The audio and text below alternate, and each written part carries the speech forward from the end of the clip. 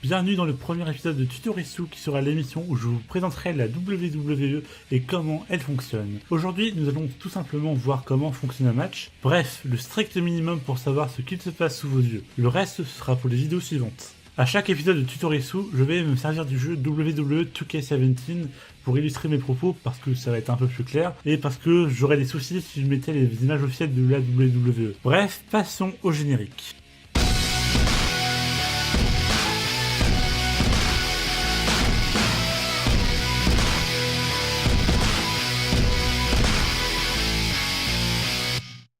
Un match de catch traditionnel en 1 contre 1 voit généralement s'affronter un gentil, qu'on appelle face, à un méchant qu'on appelle heel.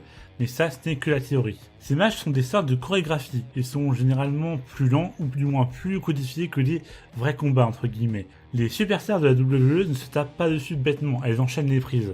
C'est pourquoi chaque catcheur a une liste de coups propre à lui, un moveset en anglais, qui définit sa façon de combattre. Si John Cena ne fait pas de chokeslam, c'est pour la même raison que Zangief ne fait pas de Hadouken, parce que ça ne lui ressemble pas.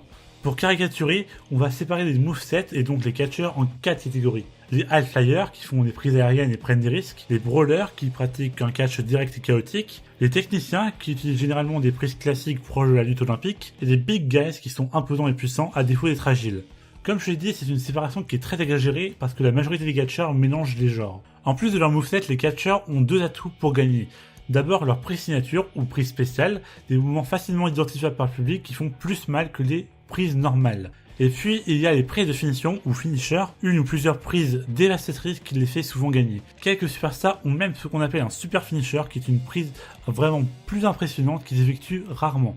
Bon, c'est bien d'avoir sa palette de coups uniques, mais c'est quand même pratique de savoir comment gagner, non? Eh bien, il y a plusieurs façons de le faire, mais elles ne se valent pas toutes. On va commencer par les façons les plus louables. Tout d'abord, le tomber, c'est-à-dire plaquer les épaules de son adversaire au sol, sur le ring, jusqu'à ce que l'arbitre compte jusqu'à 3, comme ce que vous pouvez le voir dans la vidéo. Pour se dégager d'un tombé, l'adversaire peut relever une épaule, mais aussi tenter d'atteindre les cordes pour les toucher ou être en dessous, généralement avec les mains ou les pieds. Dans ce cas, le tombé doit être cassé sous ordre de l'arbitre. Ensuite, on peut soumettre son adversaire, c'est-à-dire faire en sorte qu'il abandonne, que ce soit en tapant avec la main sur une surface ou en le disant à l'arbitre, ou voire même qu'il s'évanouisse dans le ring pendant qu'il est dans une prise violente. Encore une fois, on peut forcer un dégagement d'une soumission en atteignant les cordes.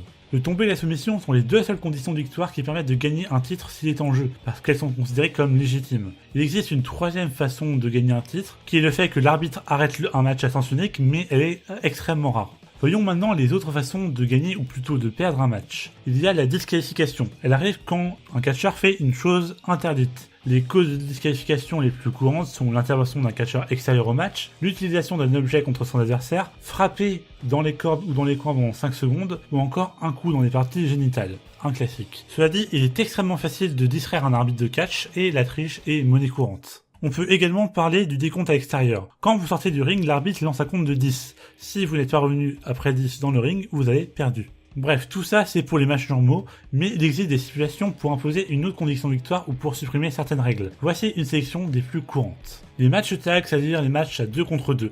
Ils fonctionnent de la même façon à un détail près. Un seul catcheur de chaque équipe peut faire partie du match. On dit que c'est l'homme légal. Si il veut être remplacé par son partenaire, il faut qu'il le touche, ça s'appelle un tag. Mais attention, il faut que ce partenaire soit proche du coin qui est attribué à l'équipe. La distance autorisée est symbolisée par une petite cordelette attachée au coin que l'homme non légal est censé tenir.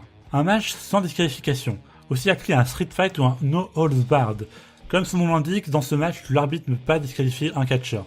A noter que s'il y a plus de 2 catcheurs dans un match, celui-ci devient automatiquement sans disqualification. Le match en cage, les catcheurs sont dans une cage et le premier à en sortir a gagné, généralement en la grimpant. Le ladder match, un objet est généralement accroché en hauteur et les catcheurs doivent le décrocher à l'aide d'une échelle. Un false count anywhere. Cela veut dire qu'il n'y a pas de décompte extérieur et que le tombé peut être effectué n'importe où, même en dehors du ring. Le last man standing.